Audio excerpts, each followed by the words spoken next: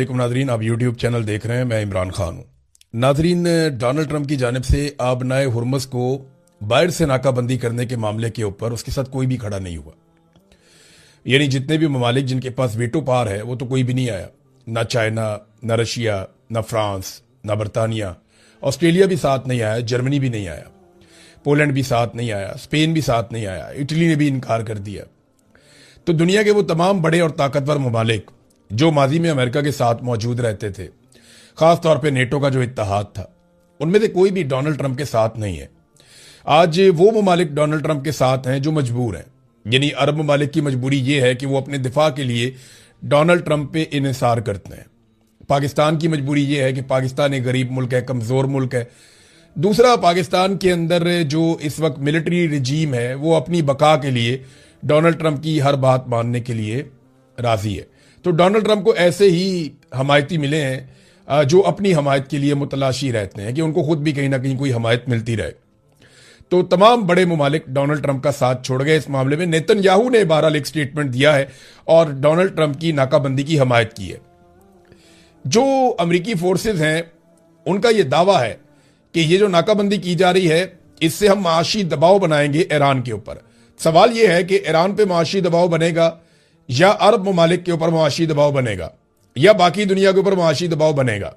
Europe को जब तेल और गैस नहीं मिलेगा तो उनके ऊपर दबाव आएगा और कई यूरोपीय ममालिक जो हैं वो अपने कार्गोज यहां से निकाल कर लेकर गए हैं, लेकिन वो ईरानी शराइत के ऊपर निकाल कर लेकर गए हैं। कई दीगर ममालिक वो भी यहां से अपना माल ले जाते रहे हैं। चाइना बहुत तेल लेकर जा रहा है, बाकी ममालिक लेकर जा रहे हैं। तो क्या अमेरिका ये बंदिश कर सकता है? इसमें चीन का किरदार बड़ा इंपॉर्टेंट होगा। चाइना का जो स्टेटमेंट है उसमें चीन ने खुलकर स्टेटमेंट में अमेरिका की मुखालफत की है। ट्रंप ने कहा आबनाए हुर्मुज़ की हम नाकाबंदी करेंगे, उसे बंद कर देंगे बाहर की तरफ से, और यह बचकाना हरकत है। यानी तुम अंदर से कुंडी लगाओगे, हम बाहर से कुंडी लगा लेंगे। भाई हम नहीं बोलते तुमसे। ये क्या हरकत है? इसके पीछे एक रीजन है। वो रीजन मैं आपको अभी आगे एक वीडियो में बताता हूं, लेकिन पहले आप चाइना का स्टेटमेंट, बल्कि चाइना का स्टेटमेंट सुनने से पहले ना, मैंने एक वीडियो बनाई है।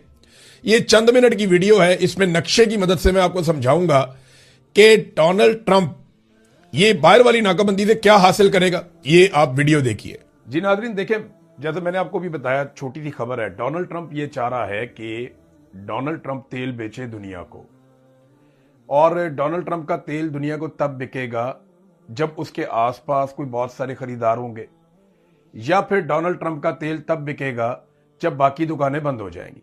अब इस वक्त तेल की एक बहुत बड़ी दुकान जो है वो यहां पे है। ये देखें, ये सऊदी अरब है, ये ईरान है, ये यूएई है, ये बहरीन, कतर, कुवैत। ये बहुत बड़ी दुकान है तेल की। यहां पे दुनिया भर का तेल बिकता है। और अगर ये दुकान बंद हो जाएगी तो फिर दूसरी दुकान चलेगी, क्योंकि सारे ग्राहक जो हैं वो इस दुकान के आसपास रहते हैं। मिसाल के तौर पे ये इंडिया है, ये इस दुकान के बिल्कुल करीब है। ये पाकिस्तान है, ये तेल की इस दुकान के बिल्कुल करीब है।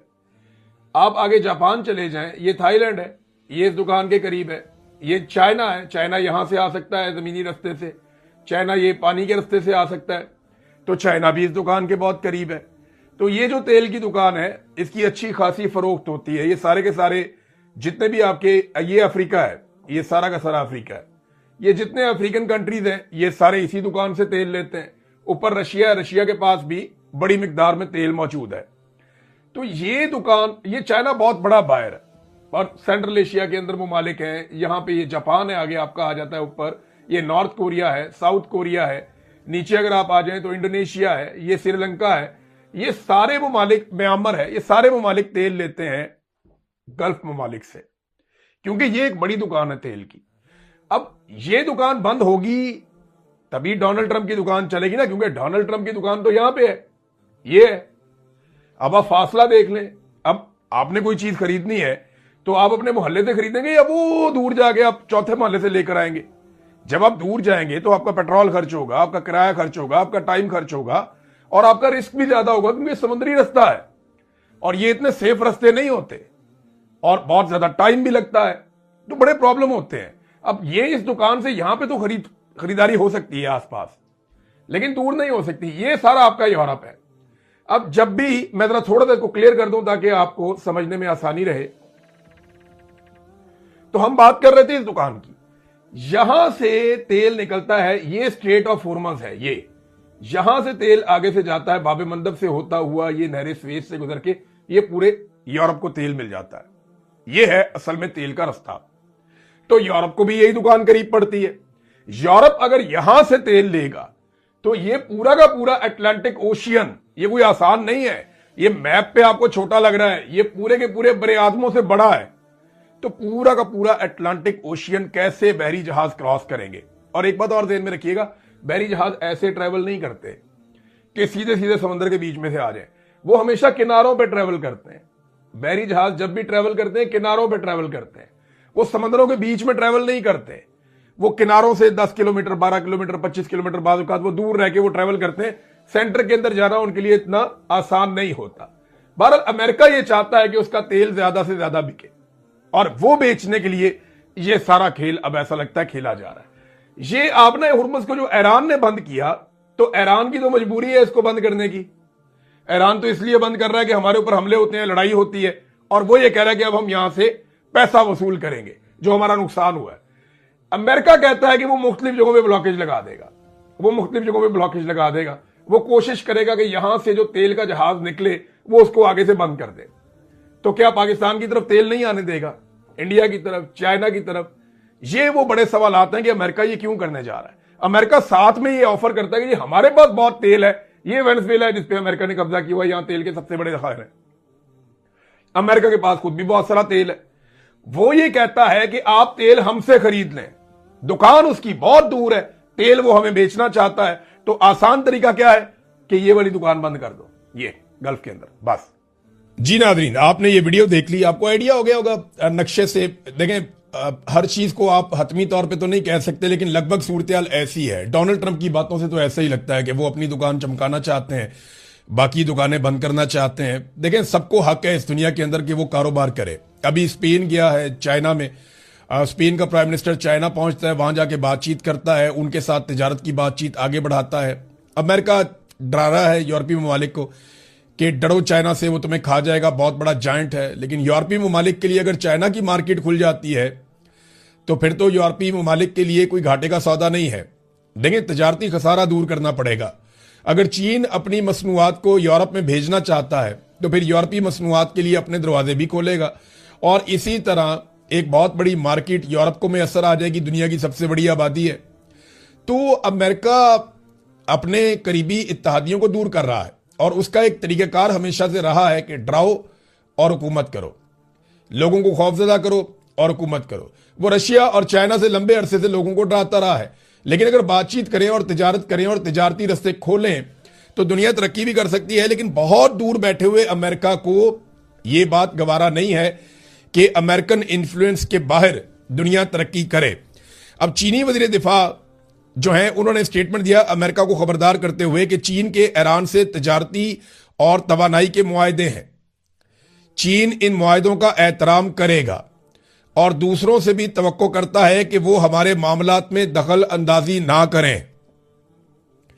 एडमिरल डोंग जुन, ये वजीर दिफा हैं चाइना के, उन्होंने कहा कि आबनाए हुर्मुज़ ईरान कंट्रोल करता है और वो हमारे लिए खुली है। चीन के बहरी जहाज आबनाए हुर्मुज़ से गुजर रहे हैं। चीनी वजारत खारजा ने स्टेटमेंट दिया कि अहम आबी रस्ते को महफूज, मुस्तहकम और बिला रुकावट रखना बैनुल-अक़वामी बरादरी के मुश्तरका मफाद में है। चीन तवानाई के तहफ़्फ़ुज़ और फराहमी के लिए तमाम फरीकैन के साथ काम करने के लिए तैयार है। इस्लामाबाद में मुज़ाकरात का आगाज सूरत हाल बेहतर बनाने की जानिब एक कदम है। उम्मीद है फरीकैन जंगबंदी की पासदारी करेंगे। बरतानिया और ऑस्ट्रेलिया ने भी आबनाए हुर्मुज़ की नाकाबंदी की मुखालफत की है, जबकि तुर्की और जापान ने तनाज़े को सफारतकारी से हल करने का मशवरा दिया। ये खबर मैं आपको पढ़ के सुना रहा था, लेकिन मामला यह है कि चाइना ने कैटेगोरिकली कह दिया कि हमारे जहाज तो ना रोकना भैया, अगर हमारे जहाज रोकोगे तो हम रिएक्ट करेंगे। लेकिन सवाल यह पैदा होता है कि क्या अमेरिका यह रिस्क ले सकता है कि बड़े बड़े ममालिक के बहरी जहाजों को समंदर में रोकने की जरूरत करे?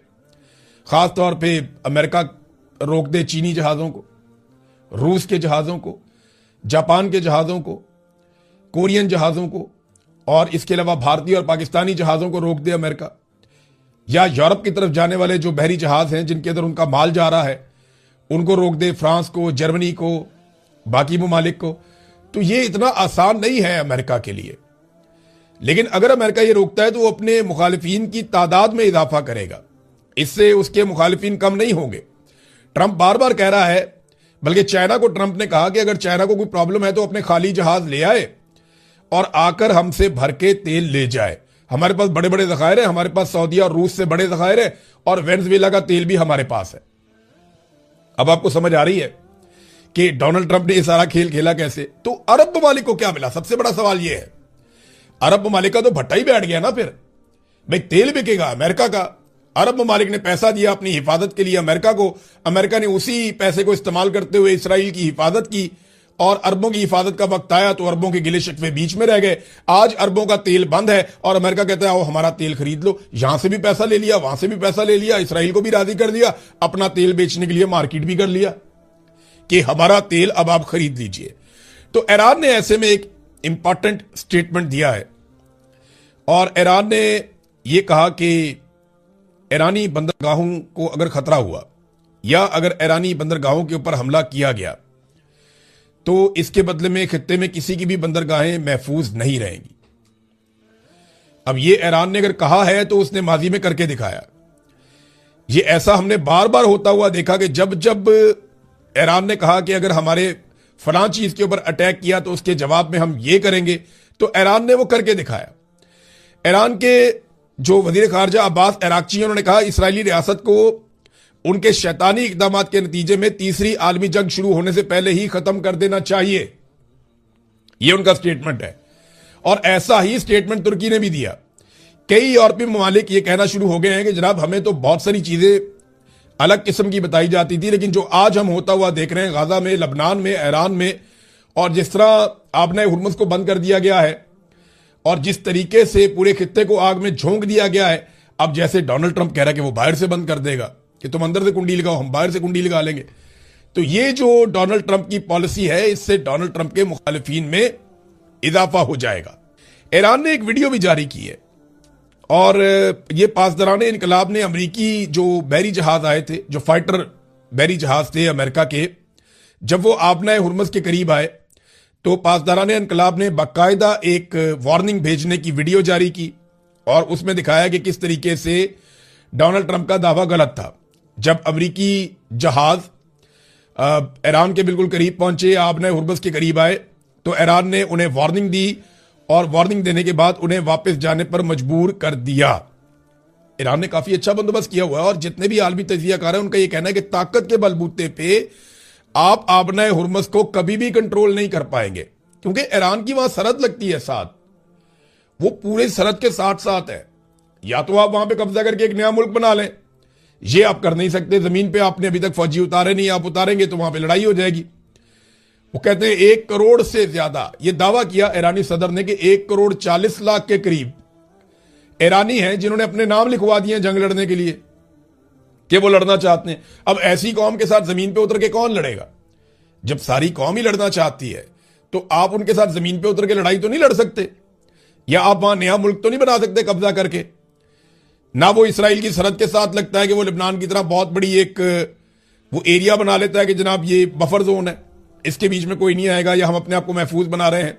तो आबना हुर्मुज को कंट्रोल करना नामुमकिन है, आपको ईरान के साथ बात ही करनी पड़ेगी। क्या दोबारा मुज़ाकरात होंगे? बिल्कुल मुझे ऐसा लगता है कि दोबारा मुज़ाकरात होंगे, और ये मुझे लगता नहीं है। ये जो कोशिशें हो रही हैं, जो पाकिस्तान भी कर रहा है, तुर्की भी कर रहा है, मिस्र भी कर रहा है, रशिया और चाइना भी कर रहे हैं, और बहुत सारे जो यूरोपीय ममालिक हैं वो भी कोशिश कर रहे हैं कि मुज़ाकरात हो जाएं। अरब ममालिक भी ये चाहते हैं कि मुज़ाकरात हो जाएं।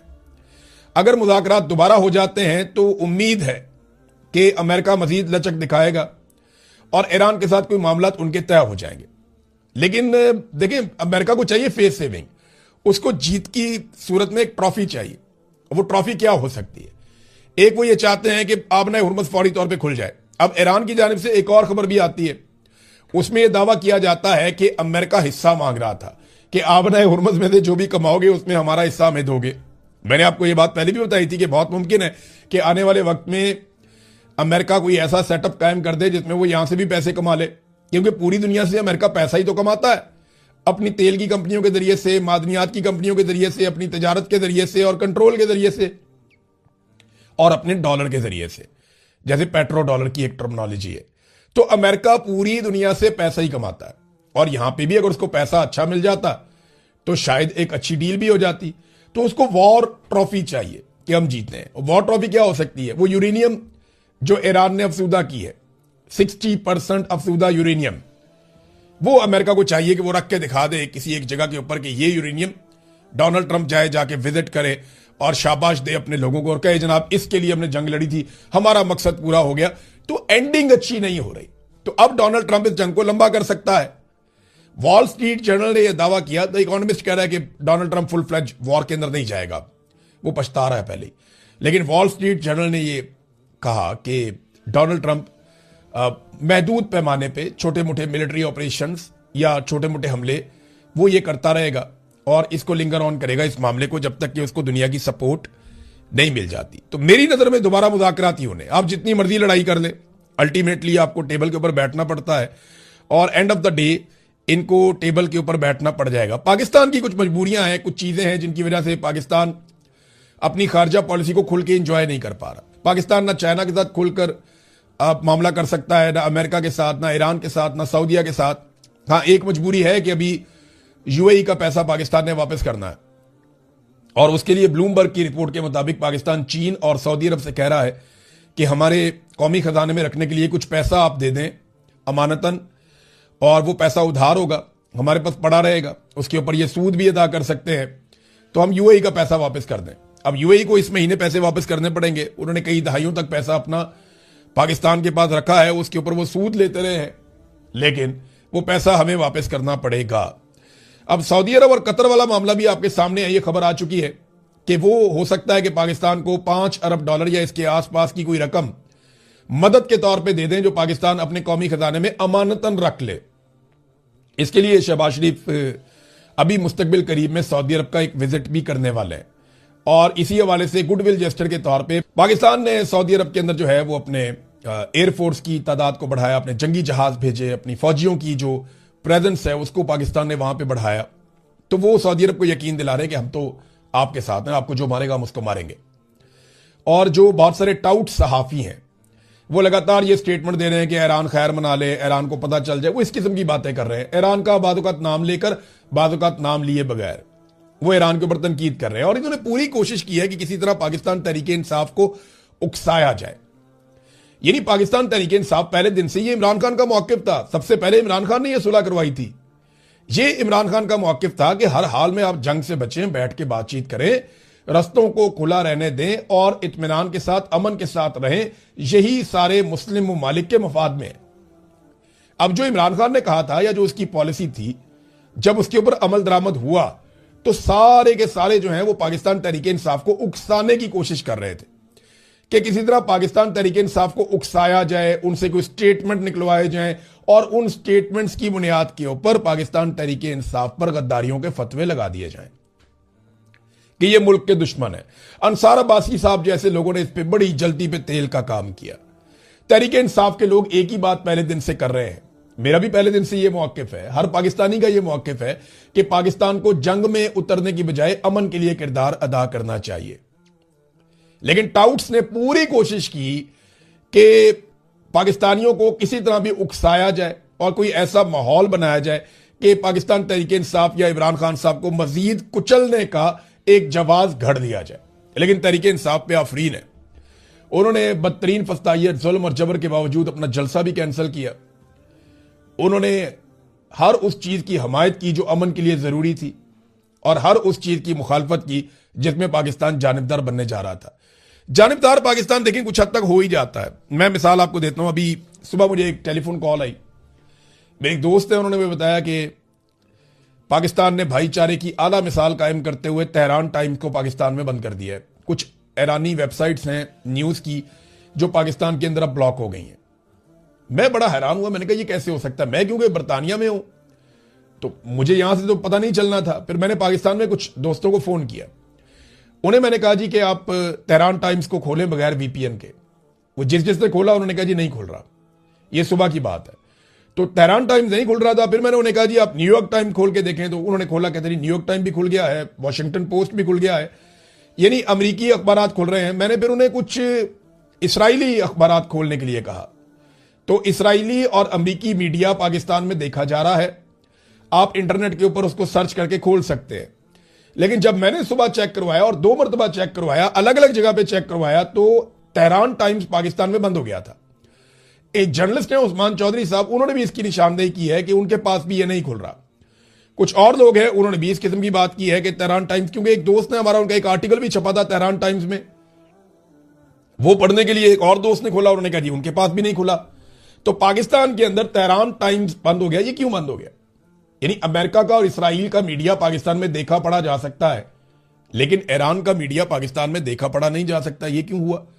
और ईरानी सहाफियों के ऊपर पाकिस्तान की मिलिट्री एस्टेब्लिशमेंट ने, बाकायदा अफसरान ने ये हुक्म जारी किया कि उन्हें अपने टीवी चैनल्स में और प्रोग्रामों के अंदर अब ना बुलाया जाए। और ये बात ईरान के सहाफी तस्दीक कर चुके हैं।